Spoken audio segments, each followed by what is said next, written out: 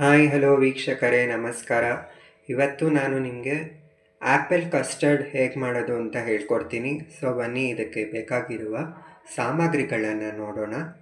ಮೊದಲನೇದಾಗಿ 2 ಟೇಬಲ್ ಸ್ಪೂನಷ್ಟು custard powder, ಮತ್ತು ಇಲ್ಲಿ ಅರ್ಧ ಲೀಟ್ರಷ್ಟು ಹಾಲನ್ನು ತೊಗೊಂಡಿದ್ದೀನಿ. ಇದು 1/4 ಕಪ್ಪಷ್ಟು ಹಾಲು ತೊಗೊಂಡಿದ್ದೀನಿ, ಯಾಕಂದರೆ ಕಸ್ಟರ್ಡ್ ಪೌಡರ್ನ ಇದರ ಜೊತೆ ಮಿಕ್ಸ್ ಮಾಡ್ಕೋಬೇಕು. ಸೊ ಕಸ್ಟರ್ಡ್ ಪೌಡರ್ ಬಂದುಬಿಟ್ಟು ಕ್ವಾಲಿಟಿ ಕಸ್ಟರ್ಡ್ ಪೌಡರ್ ಅಂತ ಹೇಳಿ. ಸೊ ಈಗ ನಾನು ಒಲೆ ಮೇಲೆ ಹಾಲನ್ನು ಇಟ್ಕೊಂಡಿದ್ದೀನಿ. ಇವಾಗ ಇದನ್ನು ಅರ್ಧ ಗಂಟೆ ಕಾಲ ಚೆನ್ನಾಗಿ ಕುದಿಸೋಣ, ಸ್ವಲ್ಪ ಗಟ್ಟಿ ಬರಲಿ ಇದು. ಆಮೇಲೆ ನಾನು ಏನೇನು ಆ್ಯಡ್ ಮಾಡಬೇಕು ಅಂತ ಹೇಳ್ತೀನಿ. ಹಾಲು ಗಟ್ಟಿ ಬರ್ತಾ ಇದೆ.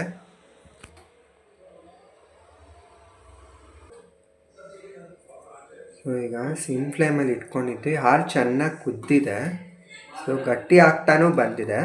ಸೊ ಇದನ್ನು ನಾನು ಒಂದು ಬಾಣಲಿಯಲ್ಲಿ ಇಟ್ಬಿಟ್ಟು ತಣ್ಣಗಾಗ್ಲಿಕ್ಕೆ ಬಿಡ್ತೀನಿ. ಪೂರ್ತಿ ತಣ್ಣಗಾಗಬೇಕಿದು. ನೋಡಿ ಫ್ರೆಂಡ್ಸ್, ಈ ರೀತಿ ಒಂದು ದೊಡ್ಡ ಬಾಣಲಿಗೆ ನೀರು ಹಾಕ್ಬಿಟ್ಟು ಈ ಪಾತ್ರೆನ ಒಳಗೆ ಇಟ್ಟಿದ್ದೀನಿ. ಆವಾಗ ಬೇಗ ತಣ್ಣಗಾಗುತ್ತೆ. ಆ್ಯಪಲ್ ಇರುತ್ತಲ್ಲ, ಅರ್ಧ ಕಟ್ ಮಾಡ್ಕೊಂಡಿದ್ದೀನಿ. ಸೊ ಇದನ್ನು ಈ ರೀತಿ ಸ್ಪೂನಲ್ಲಿ ಕೆರಿತಾ ಬರಬೇಕು. ನೋಡಿ ಫ್ರೆಂಡ್ಸ್, ಈ ರೀತಿ ನೀಟಾಗೆ ನಾನು ಸ್ಪೂನಲ್ಲೇ ಕೌರಿ ಈ ಥರ ಪೇಸ್ಟ್ ಮಾಡಿ ಇಟ್ಕೊಂಡಿದ್ದೀನಿ. ಇದನ್ನು ಯಾಕೆ ಅಂದರೆ ನಾನು ಇದನ್ನು ಕಾಯಿಸಿರೋ ಹಾಲಿಗೆ ಆ್ಯಡ್ ಮಾಡೋಣ ಇದನ್ನು, ಆವಾಗ ಟೇಸ್ಟ್ ಇನ್ನೂ ಚೆನ್ನಾಗಿರುತ್ತೆ. 1.5 ನಂಬರಷ್ಟು ಆ್ಯಪಲನ್ನು ತೊಗೊಂಡು ಸಣ್ಣದಾಗಿ ಹಚ್ಚಿಟ್ಕೊಂಡಿದ್ದೀನಿ. ಸೊ ಇದನ್ನು ನಾವು ಬಿಸಿಯಾಗಿ ಕುದಿಸಿ ಇಟ್ಕೊಂಡಿರ್ತಕ್ಕಂಥ ಹಾಲಿಗೆ ಹಾಕ್ಕೊಳ್ಳೋಣ. ಸೊ ಇದು ಹಾಲು ಮತ್ತು ಕಸ್ಟರ್ಡ್ ಪೌಡರು ಎರಡೂ ಸೇರಿಸ್ಬಿಟ್ಟು ಪೇಸ್ಟ್ ಮಾಡ್ಕೊತಾ ಇದ್ದೀನಿ. ಇದನ್ನು ಕೂಡ ಹಾಲಿಗೆ ಹಾಕ್ಕೋಬೇಕು. ಸೊ ನಾವು ಈಗ ತಣ್ಣಗೆ ಮಾಡಿ ಇಟ್ಕೊಂಡಿದ್ವಲ್ಲ, ಆ ಹಾಲಿಗೆ ಕಸ್ಟರ್ಡ್ ಸಿರಪ್ ಅಂದರೆ ಪೇಸ್ಟ್ ಮಾಡಿಟ್ಕೊಂಡಿದ್ವಲ್ಲ ಅದನ್ನು ಆ್ಯಡ್ ಮಾಡ್ತಾಯಿದ್ದೀನಿ. ಮತ್ತು ಆ್ಯಪಲ್ದು ಪೇಸ್ಟ್ ಮಾಡಿಟ್ಕೊಂಡಿದ್ವಲ್ಲ ಅದನ್ನು ಕೂಡ ಇದಕ್ಕೆ ಆ್ಯಡ್ ಮಾಡ್ತಾಯಿದ್ದೀನಿ. ಸೊ ಈಗ ಇದನ್ನು ಸ್ವಲ್ಪ ಚೆನ್ನಾಗಿ ಮಿಕ್ಸ್ ಕೊಡೋಣ, ಒಂಚೂರು ಮಿಕ್ಸ್ ಮಾಡ್ಕೊಳ್ಳೋಣ. ಆವಾಗ ಇದೆಲ್ಲ ನೀಟಾಗಿ ಸೆಟಲ್ ಆಗುತ್ತೆ.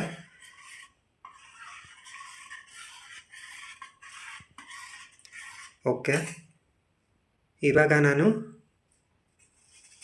ಕಟ್ ಮಾಡಿ ಇಟ್ಕೊಂಡಂಥ ಆ್ಯಪಲ್ ಕೂಡ ಇದಕ್ಕೆ ಹಾಕ್ತಾಯಿದ್ದೀನಿ.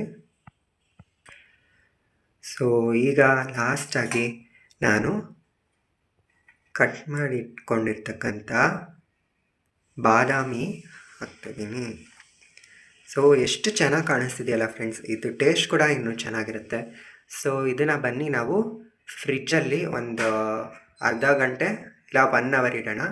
ಎಷ್ಟೊತ್ತು ಫ್ರಿಜ್ಜಲ್ಲಿ ಇಡ್ತೀರೋ ಅಷ್ಟು ಚೆನ್ನಾಗಿರುತ್ತೆ. ಸೊ ಈಗ ಕಸ್ಟರ್ಡ್ನ ಇದ್ರೊಳಗೆ ಇಟ್ಬಿಡೋಣ, ಫ್ರಿಜ್ ಒಳಗಡೆ.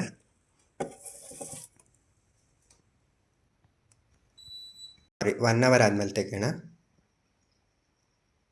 ಹಾಯ್ ಫ್ರೆಂಡ್ಸ್, ಇದನ್ನ ಫ್ರಿಜ್ಜಿಂದ ಆಚೆ ತೆಗೆದಿಟ್ಕೊಂಡಿದ್ದೀನಿ. ಇದನ್ನು ಹಾಗೆ 15 ನಿಮಿಷ ಹಂಗೆ ತಣ್ಣಗೆ ನಾರ್ಮಲ್ ಸ್ಟೇಜಿಗೆ ಬರೋಕ್ಕೆ ತನಕ ಹಂಗೆ ಬಿಡೋಣ ಇದನ್ನು. ನೋಡಿ ಫ್ರೆಂಡ್ಸ್, ಇದು ನಾರ್ಮಲ್ ಸ್ಟೇಜಿಗೆ ಬಂದಿದೆ. ಇವಾಗ ಇದನ್ನು ಸ್ಟವ್ ಮೇಲೆ ಇಟ್ಬಿಟ್ಟು ಒಂದು 4ರಿಂದ 5 ನಿಮಿಷ ಹಿಂಗೆ ಸ್ಟಿರ್ ಮಾಡ್ತಾ ಬರೋಣ. ಈಗ ನಾವು ಇದಕ್ಕೆ 4 ಟೇಬಲ್ ಸ್ಪೂನಷ್ಟು ಸಕ್ಕರೆಯನ್ನು ಹಾಕ್ಕೊಳ್ಳೋಣ. ಸೊ ನಾನೀಗ 2 ಹಿಡಿಯಷ್ಟು ಸಕ್ಕರೆ ಹಾಕ್ತಿದ್ದೀನಿ. ನೀವು ಸ್ಪೂನ್ ಮೆಷರ್ಮೆಂಟ್ ಆದರೂ ತೊಗೋಬೋದು, ಕೈ ಮೆಷರ್ಮೆಂಟ್ ಆದರೂ ಹಾಕ್ಬೋದು.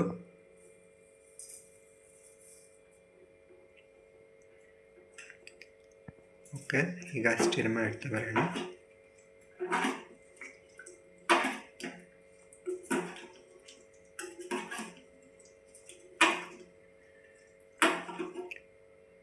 ಈಗ ಇದು ರೆಡಿಯಾಗಿದೆ ಫ್ರೆಂಡ್ಸ್. ಸ್ಟವ್ನ ಆಫ್ ಮಾಡಿಬಿಡೋಣ.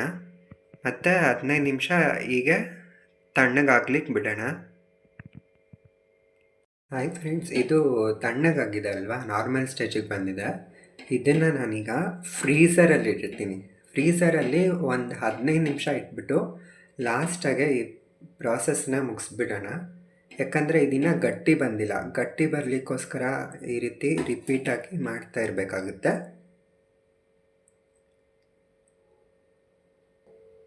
ಹಾಯ್ ಫ್ರೆಂಡ್ಸ್, ಇವಾಗ ಫ್ರಿಜ್ಜಿಂದ ತೆಗೆದಿದ್ದಾಯಿತು. ಈಗ ನೋಡಿ ಆ್ಯಪಲ್ ಕಸ್ಟರ್ಡ್ ಎಷ್ಟು ಚೆನ್ನಾಗಿ ರೆಡಿಯಾಗಿದೆ. ಸೊ ಇದನ್ನು ಒಂದು ಬೌಲಿಗೆ ಟ್ರಾನ್ಸ್ಫರ್ ಮಾಡ್ಕೊಳ್ಳೋಣ. ಸೊ ಈಗ ರುಚಿಕರವಾದ ಆ್ಯಪಲ್ ಕಸ್ಟರ್ಡ್ ಸವಿಯಲು ಸಿದ್ಧ. ಸೊ ಇದನ್ನು ನಿಮಗೆ ಇಷ್ಟವಾಗಿದ್ದಲ್ಲಿ ಲೈಕ್, ಶೇರ್ ಹಾಗೂ ಸಬ್ಸ್ಕ್ರೈಬ್ ಮಾಡಿ. ಮತ್ತು ತಪ್ಪದೆ ಇದನ್ನು ಟ್ರೈ ಮಾಡಿದ ಮೇಲೆ ಕಮೆಂಟ್ ಮಾಡೋದನ್ನು ಮರಿಬೇಡಿ. Thank you for watching.